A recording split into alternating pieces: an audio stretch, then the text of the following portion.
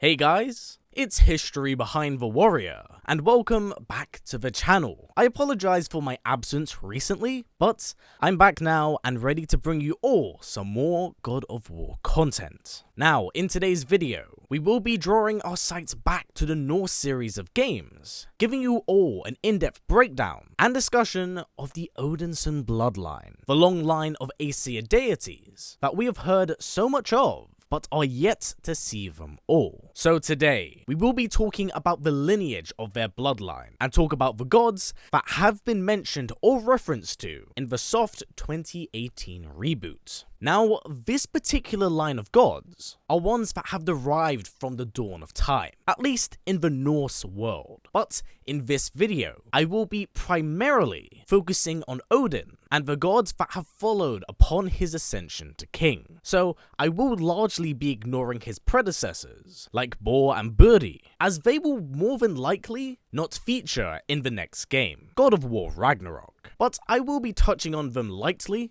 in relation to Odin himself. Now, just before we do begin, as always guys, I would super appreciate it if we could get this video to about 500 likes. It's been a while since I've uploaded some content, so it would mean a lot to me if you could show your support by hitting the thumbs up, as it helps out not only this video, but the channel as a whole. So, without any further ado, let's begin, shall we? Of course, our very first god to discuss here is the All-Father Odin, long descendant of Ymir, the first primordial and son of Borr. Odin derives from an illustrious and ancient bloodline of powerful warrior gods, ones that existed long before the Nine Realms ever came to be. But this would quickly change in the coming age. Once Odin learnt of just how powerful he was, he and his brothers would challenge the likes of Ymir, fighting him in bloody combat, till the giants fell, and upon his defeat, his very being would be separated and formed into the Nine Realms as we know it.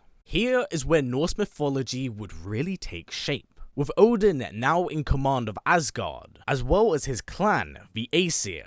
Now, the Aesir were a warrior race, one that embodied the values of Odin and his lust for battle and conquest. Thus, they were born in bloodshed and war. So, naturally, this put them at odds with the rest of the Nine Realms, as they were seen as nothing more than bloodthirsty warmongers. And their reputation did precede them, as it was very common to see them clash against the likes of giants, and more infamously, the Vanir gods of Vanaheim. Whilst the Vanir gods were not as physically imposing as the Aesir, they did specialize in an ancient form of magic known as Sidre. This, and this alone, allowed them to take the fights to the Aesir, and things really spiraled out of control during the Aesir-Vanir War, as this fight would go on for so long that both realms eventually entered a tipping point. Many gods died on both sides, and the end seemed nigh. But in a last-ditch effort, Odin's advisor Mimir would set up a peace treaty between the Aesir and the Vanir. Odin would lower his arms in exchange for Freya's hand in marriage. Understandably wanting peace, the goddess would marry the All-Father, and although it was built on a rather shaky foundation, they would eventually find romance in their unionship, even siring a child, Balder. But during this time, the All-Father would be engulfed by hysteria and mania, learning of the fabled end days Ragnarok. His fixation on the apocalypse caused the All-Father to spiral into a deep, dark pit of insanity. This caused him to go to dangerous lengths in order to acquire more power, and this included the likes of the Jotun ability to see into the future. Once denied their clairvoyance, Odin, in a fit of rage, would send his son Thor to Midgard to slay all of the giants that resided there. This massacre sent a message to all of the Nine Realms as to how far the All-Father had strayed. Whilst marriage had tempered his warrior spirit, the prophecy had consumed his very being. From that point onwards, the 9 realms would be left in decrepit tatters. Odin would dwell deep within the heart of Asgard, plotting and planning as the future began to unravel. But even in isolation, Odin would turn his sights on his own, weeding out those he believed to be traitors amongst his family. And this included the likes of his own son Tyr, the all-knowing Mimir, and later on, even his wife Freya. His tyranny knew no bounds, and as the 9 realms slipped into the abyss, the age of the Allfather was over, and the reign of the Mad Raven King had finally begun.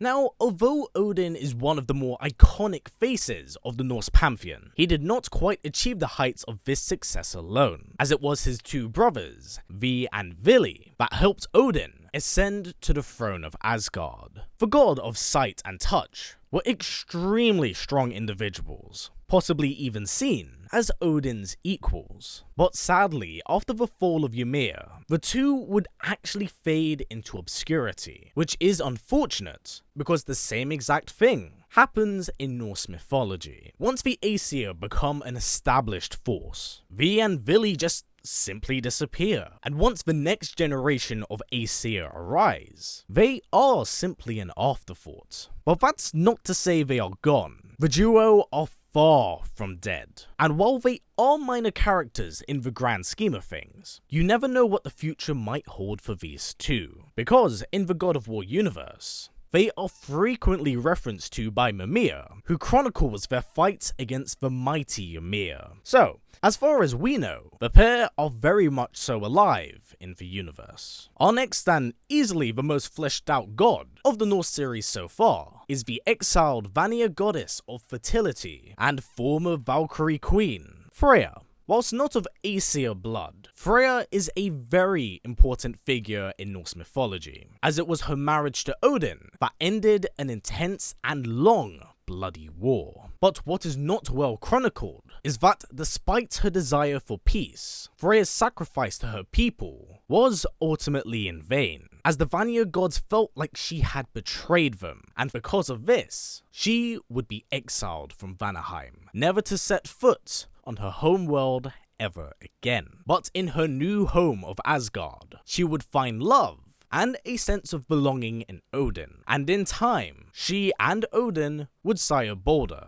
and slowly as the years passed by, she would even be appointed as Queen of the Valkyries. All really seemed well, but this happiness would not last, as their relationship withered as quickly as it had flourished. Odin's knowledge of Ragnarok had very quickly engulfed his being, and with him turning on his own, Freya knew that it was only a matter of time before she was out of the picture. So, in her final moments, Freya would cast an immortality spell on Balder so that in a way, she could forever protect her son, as he was her pride and joy. But tragically, this spell was so incredibly effective that it came at the cost of his own senses. So, Balder, feeling robbed of the opportunity to truly live his life, would turn on his mother, so the 2 would separate on very, very sour terms. As Freya fled Asgard, she would be caught by Odin, and as punishment for her desertion, she would be cast out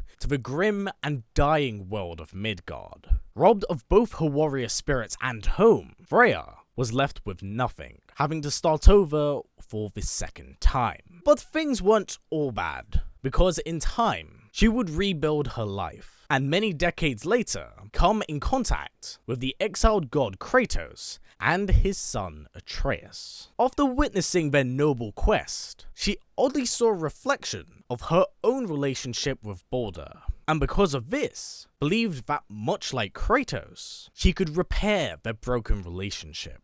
So later on, she would confront Balder in the hopes to mend their family, but unfortunately, Balder was too far gone, even trying to kill Freya as a righteous form of justice. But in the end, this resulted in his own downfall, as he perished to the hands of Kratos. With her dreams crushed, Freya now seeks out vengeance against Kratos, looking to reclaim not only her warrior spirit, but also her Valkyrie wings. Now our next god, and most certainly the most infamous one in all of Norse mythology, is the Thunderer, Thor Odinson. Unlike his source material counterpart, where Thor is typically portrayed as a hero of man and figure of strength and nobility, Thor here is seen in a far more villainous light, being referred to by many as the mad, bloody bastard of the Aesir. And this is a title that he most certainly wears with pride, being a spawn of Odin, always guaranteed for some form of incredible divinity. But with him wielding Mjolnir and also being half giant, Thor is a truly formidable being, but in a very strange twist of fate. Despite being half giant, Thor's perception of the Jotuns is what makes him both a compelling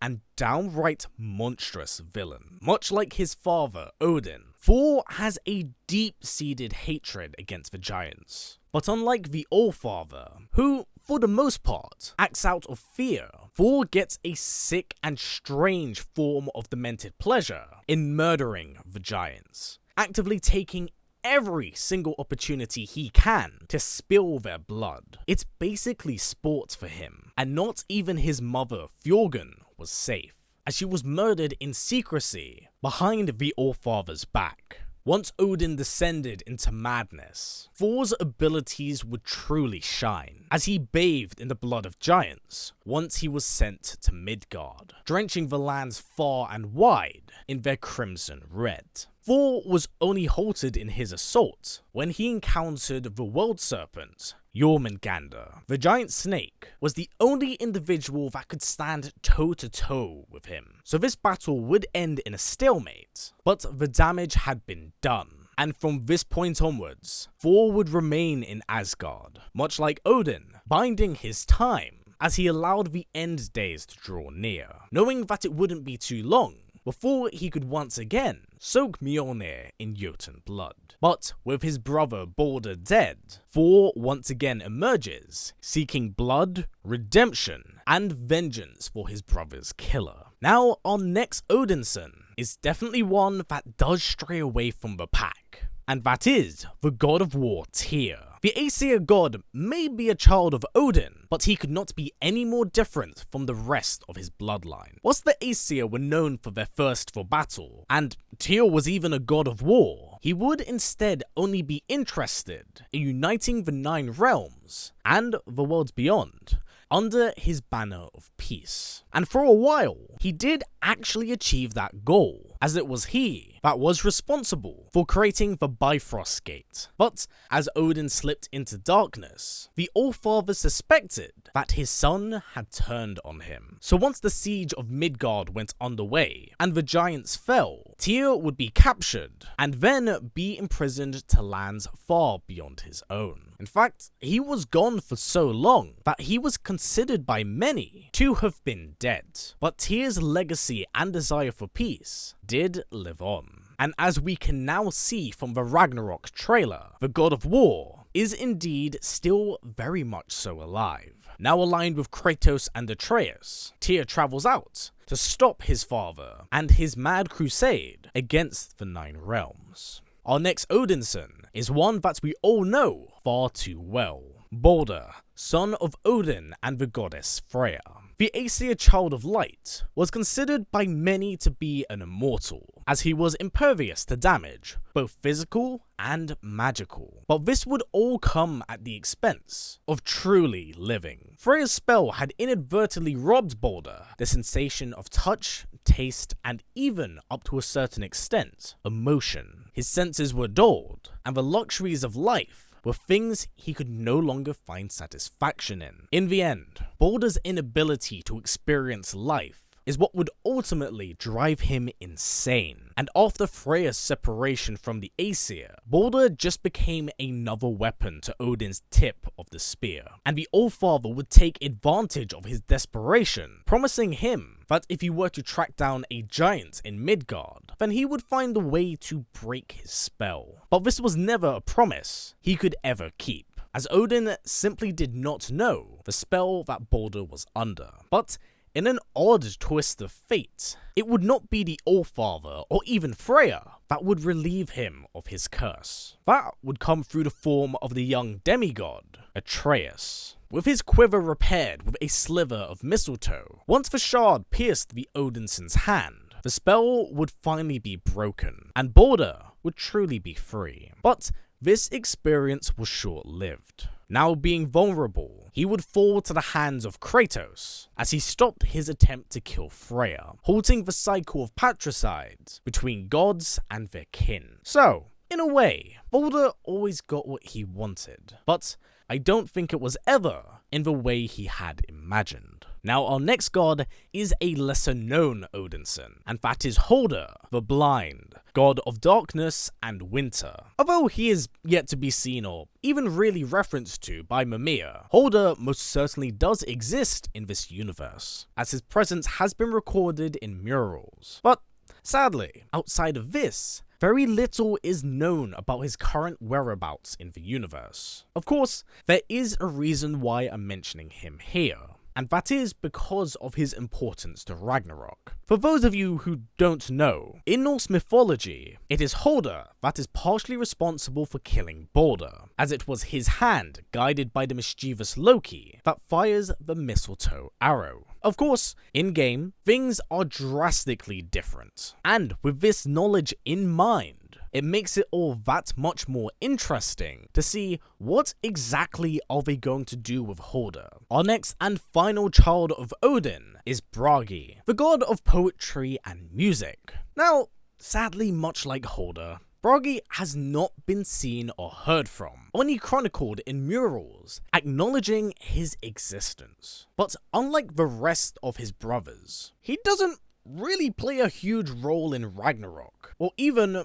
Norse mythology as a whole, as he largely does reside in the halls of Asgard, serenading the new fallen souls to the afterlife. Outside of this, Froggy is largely a rather forgettable minor character in the mythos, so I do have my doubts about ever really seeing him in the following game, but you never know. The next duo we have here is the second generation of Aesir, and that is the sons of Thor, Magni and Modi. Tough and arrogant, the duo have a lot to prove to their lineage, as being children of the Thunderer and wanting to inherit Mjolnir does have the two competing against each other, but typically it is Magni that is seen as the strongest of the two. But that doesn't quite mean that Modi is far behind, as he is cunning as he is bitter. But in their pursuit for glory, as they assisted Borr in his hunt for Kratos and Atreus, their thirst for benevolence proved to be their downfall, as they severely underestimated Kratos and capabilities he brought to the table. Because of this, Magni would fall to the hands of the Spartan, and Modi would later die to the hands of Atreus.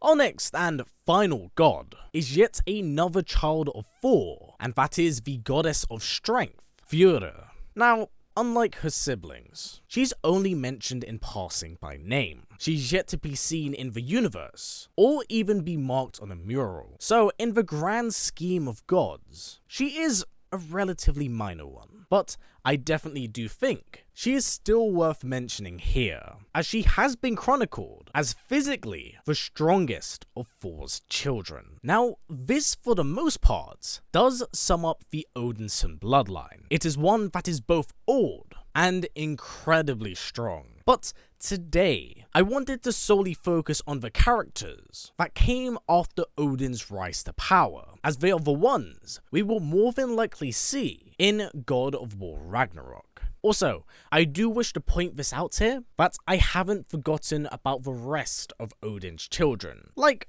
Vidar. The only reason I haven't mentioned him here, as well as a few others, is because we are yet to learn of their existence in the God of War universe. But with Ragnarok on the horizon, you never know what the future holds for us. In saying that, if you guys enjoyed this one, I may actually go a little further back, and possibly cover the primordials in the Nordic series of games. So I would talk about the likes of Ymir, as well as Surtur, and maybe even Borr. But that largely comes down to what you would like to see. So please down in the comments below, let me know if you would be interested in that. But for now, that has been it for me. So as always guys, stay strong, stay well, and keep on fighting as Ragnarok comes for us all. Take care everyone, I'll see you soon.